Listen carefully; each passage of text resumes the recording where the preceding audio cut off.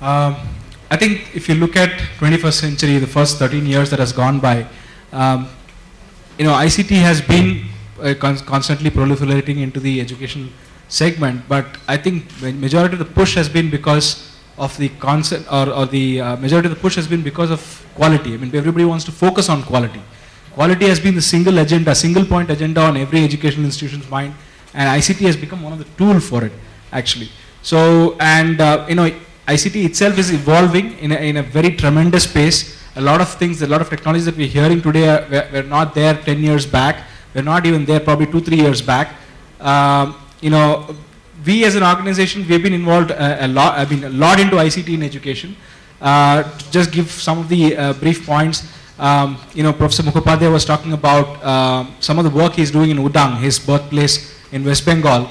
I know Mr. Tuli had mentioned about Professor Sugata Mitra. One of the things that probably is not well known is Professor Sugata Mitra's first hole-in-the-wall experiment was conducted by Professor Mukhopadhyay in Udang. In 1995, we had actually experimented teacherless classrooms based on ICT, technology-enabled teacherless classrooms in Udang, in a rural village.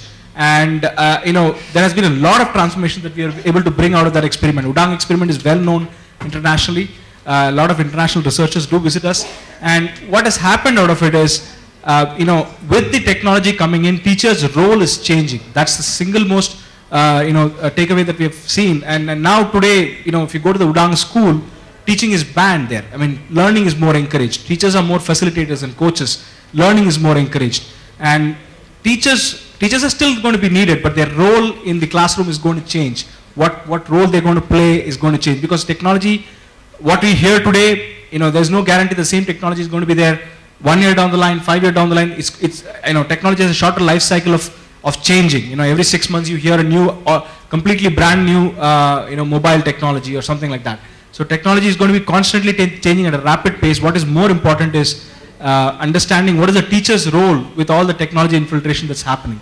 So that's kind of where we have focused our research.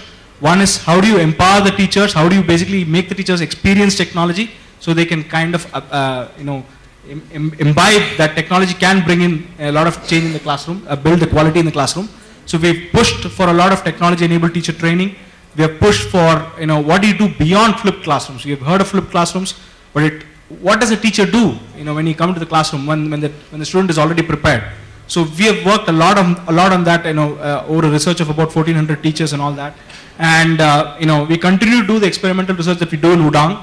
Happy to share that many of the things that we did in Udang have become now policies of states. We said no homework, no books until 4th grade. West Bengal government is implementing it as a policy.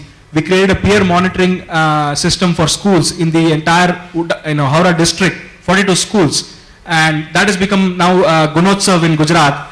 Delhi is implementing it as peer monitoring council or school monitoring council. So, a lot of things that we have practiced in these small experiments have actually been transformed into policy decisions, over the course of time.